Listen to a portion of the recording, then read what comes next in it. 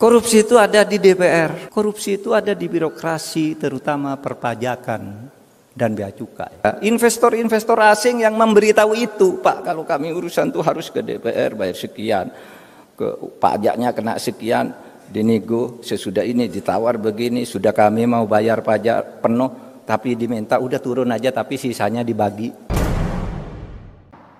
Dan salah satu yang paling menakutkan bagi pelaku tindak pidana korupsi adalah dimiskinkan.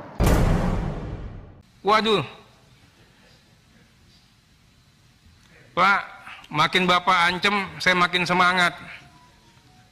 Iya, makin Bapak lapor ke atasan, ke pimpinan saya makin semangat. Resiko terburuknya saya dipecat, Pak.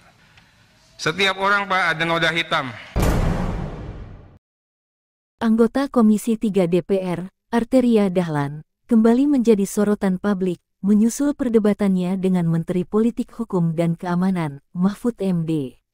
Arteria menjadi salah satu dari anggota DPR yang menantang keras tentang pengungkapan data transaksi janggal 349 triliun rupiah.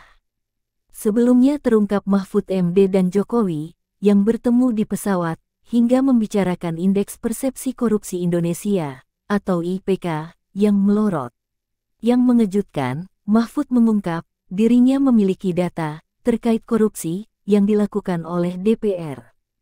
Peringatan 1 abad NU di Sidoarjo itu, saya sebenarnya punya tugas melepas lomba gerak jalan warga Nahdien.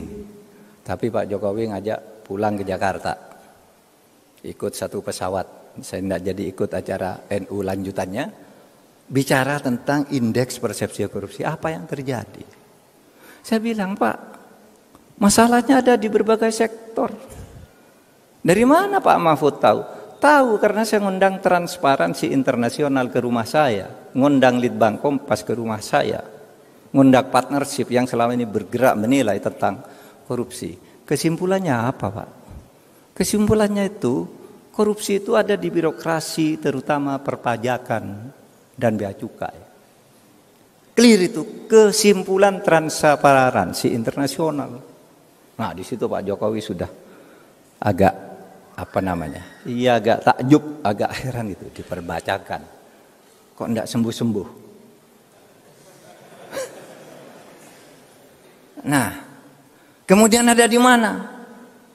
Korupsi itu ada di DPR.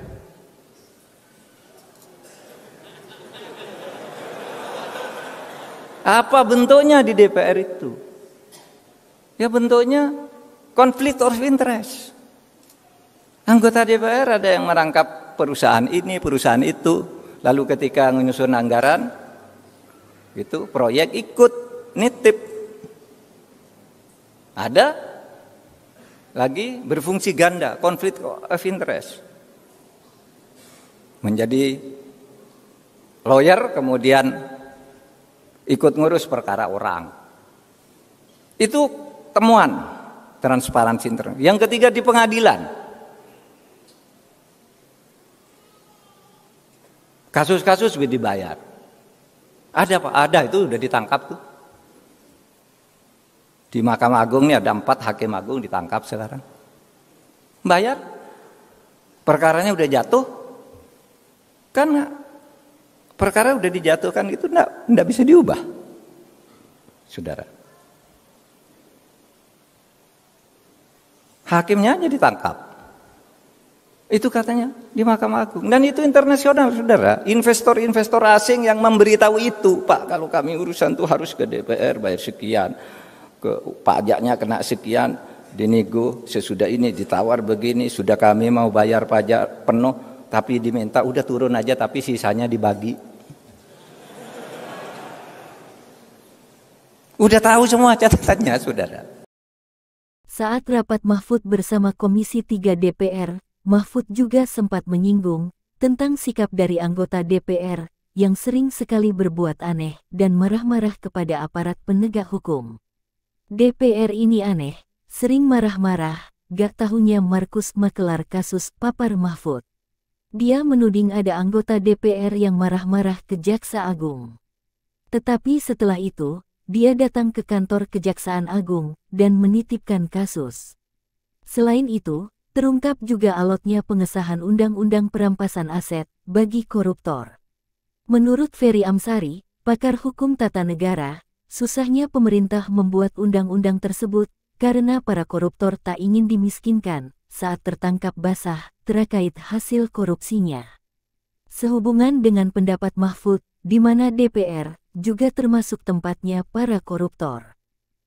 Kalau dilihat undang-undang ini penting ya untuk menindaklanjuti undang-undang tipikor dan undang-undang pencucian uang. Dan salah satu yang paling menakutkan bagi pelaku tindak pidana korupsi adalah dimiskinkan.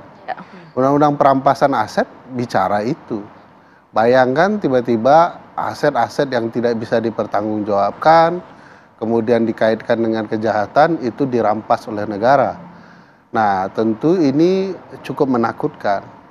Kalau dilihat soal kewajiban, ini kewajiban negara, tidak hanya DPR, artinya pemerintah, DPR, dan lain-lain, untuk segera membentuk undang-undang ini berdasarkan tanggung jawab ketika negara meratifikasi Undang-Undang 7/2006, alias meratifikasi konvensi PBB terkait dengan pemberantasan korupsi.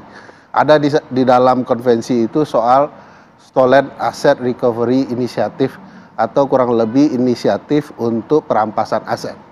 Nah, ini kerjasamanya internasional sudah dilakukan KPK, tetapi di dalam negeri sendiri tidak ada kemudian undang-undang yang memayungi agar KPK bisa bertindak untuk melakukan perampasan aset hasil kejahatan terutama korupsi. Berarti yang undang-undang tipikor, undang-undang TPU itu belum punya semangat memiskinkan koruptor?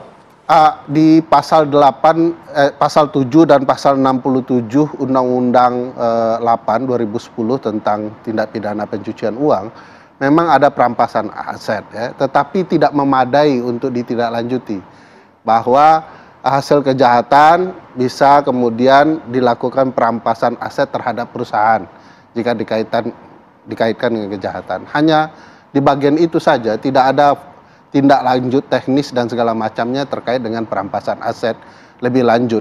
Kan hasil kejahatan tidak hanya berupa perusahaan, kan bisa yang lain. Kalau saja di dunia pertambangan ini kita bisa menghapus celah-celah korupsi, maka setiap kepala orang Indonesia itu setiap bulan akan mendapat uang 20 juta rupiah tanpa kerja. Dalam sebuah pidato, Mahfud juga pernah mengungkap tentang keuntungan bagi negara. Jika celah korupsi itu bisa ditutup, maka kekayaan negara akan melimpah sampai mengalir ke warga negaranya. Mahfud menyebut, setiap orang Indonesia bisa mendapatkan uang 20 juta rupiah setiap bulan tanpa kerja.